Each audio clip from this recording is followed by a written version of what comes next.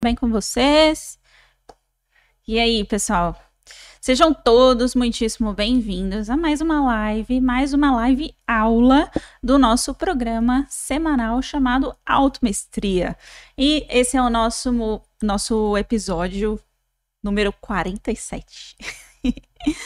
E a gente vai falar hoje sobre atritos com membros da família. Qual lição isso está trazendo para nossas almas? E aí, Então, pessoal? pronto. Então, a gente está aqui abrindo em todos os nossos canais. Sejam todos muitíssimo bem-vindos, as pessoas que já estão chegando, né? Pessoal, eu gostaria de pedir para vocês colocarem de 0 a 10 quão bom está o áudio e o som, que aí vocês me ajudam a ter um feedback aqui se vocês estão conseguindo me ouvir direito, se o som está saindo adequadamente e se o áudio tá legal aí para todo mundo, se tá todo mundo conseguindo me ouvir e me ver. Então vamos lá, a gente vai falar hoje um pouquinho. Boa noite, Renata, tudo bem? Hoje a gente vai falar um pouquinho sobre os membros da nossa família. Então, primeira coisa que pode parecer, está ótimo o som, ai que legal, que bom. Primeira coisa que a gente precisa falar um pouquinho quando a gente começa a falar sobre família é definição de família, né? Parece óbvio, mas o óbvio precisa ser dito. Então, quando a gente fala atritos com membros da família, a gente está falando sobre que família? Definam o que é uma família.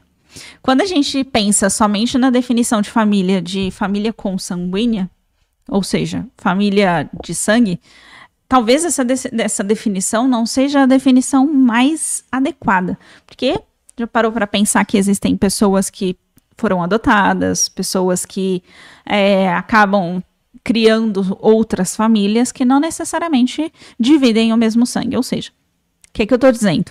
Que família não é um conceito prático da sanguinidade das pessoas. Família é uma ordem emocional. Ou seja, é um conceito muito mais complexo do que simplesmente as pessoas que dividem o seu sangue. Porque o pernilongo também tem o nosso sangue. Então, o que eu quero dizer é que quando a gente está falando sobre atrito de família, a gente está falando sobre atritos com uma pessoa que a gente se importa. Não necessariamente sendo a família enquanto uma família que seja pessoas que moram na mesma casa ou simplesmente pessoas que dividem o sangue. A gente está falando sobre pessoas que a gente se importa. E para a gente definir de novo o que é o se importar, a gente precisa considerar a definição de efeito, afeto. Afeto é aquilo que gera efeito. É aquilo que te afeta de alguma forma. Então, quando você tem afeto, aquilo gera efeito em você. Qual é o efeito que gera em você? O efeito é quando aquela pessoa está, por exemplo, em desespero. É normal e natural que mesmo que você não queira, inconscientemente você também fique em desespero, porque você tem afeto, porque você recebe o efeito desse relacionamento. Então, quando você está falando com uma pessoa, que seja uma pessoa que na sua cabeça, emocionalmente, ainda que seja família de alma, ou que seja uma família que talvez seja propriamente a família sanguínea, ou que seja alguma outra ordem de família, às vezes até no trabalho a gente cria, né, esses clãs que a gente tem espiritualmente enquanto uma família, ou mesmo numa religião, enfim, qualquer que seja o lugar onde você esteja, e você esteja lidando com alguém que você se importa, que te gera efeito, aquela pessoa, os atritos daquela pessoa chegam no seu campo, entende? Então é por isso que os atritos com membros da família são atritos que são importantes, porque às vezes as pessoas entram nesse lugar de não, mas a minha família eu não me importo. É porque falta definição de família, talvez. Boa noite, Ivone, tudo bem? Boa noite a todo mundo de Portugal também. Todo mundo que está assistindo a gente, que é de Portugal, claro. Então, quando a gente está falando sobre família, deixa eu só voltar aqui para o tablet que eu vou deixar alguns conceitos aqui. Oi, Dani, tudo bem com você? Então, aqui a gente vai começar a falar sobre diferentes conceitos de família, né? Deixa eu só tentar entender aqui, ó. Onde é que está o limite do tablet, né? Então, tem a família sanguínea. Ficou ruim minha letra, né? Sanguínea. família de alma,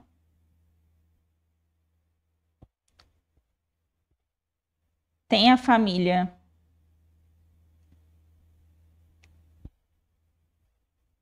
emocional, que é a família afetiva, que é você, seu marido, filhos, etc. Família afetiva. Mas aqui sempre mora o mesmo conceito de alma gêmea. Que são diferentes tipos de alma gêmea, né? Alma gêmea familiar, que é a alma gêmea que nasceu com o mesmo sangue que você. Alma gêmea de relacionamento, que é seu marido, esposa, etc. Alma gêmea amistosa, que são as pessoas que você... Aqui também entra família amistosa, que são seus amigos, aquela pessoa que você sente como uma alma gêmea. Existem alguns tipos de almas gêmeas, tá? Essas almas gêmeas, no geral, são aquelas que a sua alma se importa.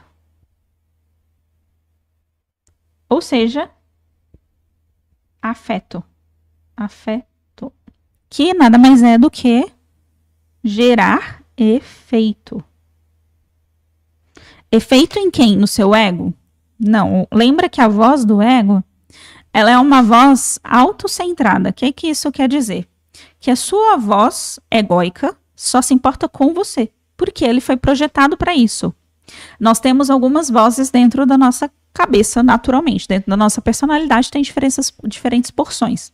Tem a porção sobrevivente, tem a porção egóica, que é a vaidosa, e tem a porção superior, que é a gentil, que é a porção da nossa alma, que é justamente essa que gera efeito.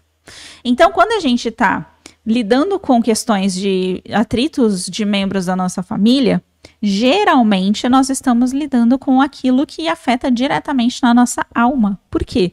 Provavelmente nós estamos lidando com um conceito de alma gêmea em diferentes escalas, seja alma gêmea sanguínea, seja alma gêmea, que é a familiar, né? Seja alma gêmea amistosa, de relacionamento, diferentes tipos de almas gêmeas. Ou seja, a gente sente afeto por aquela pessoa. Oi, Dani. Oi, Marilete, tudo bem? Boa noite, boa noite. Oi, Bruna, boa noite. Oi, Maluzinha, tudo bem? Boa noite. Então, os atritos dos membros da família, eles são atritos que a gente compartilha, tá? Acontece um processo de espelhamento também, né? Que nada mais é do que quando uma pessoa... Eu vou tentar fazer da melhor forma que eu puder. Quando uma...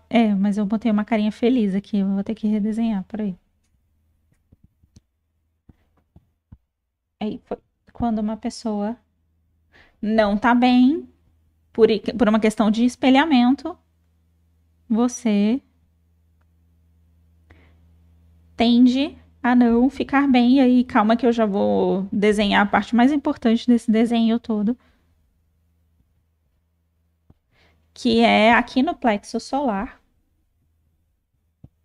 Aqui, como se fosse um tubinho que liga vocês dois, que é o efeito. Então, basicamente, quando não quer dizer que você vai sentir em totalidade o que essa pessoa está sentindo.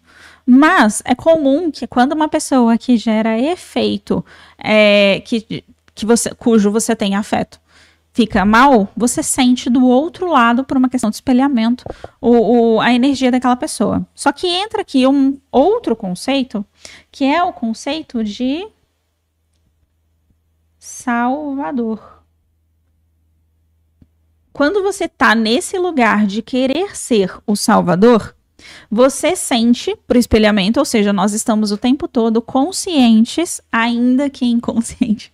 Nós estamos o tempo todo sendo munidos de informações das pessoas que a gente se importa, que a gente tem algum tipo de efeito.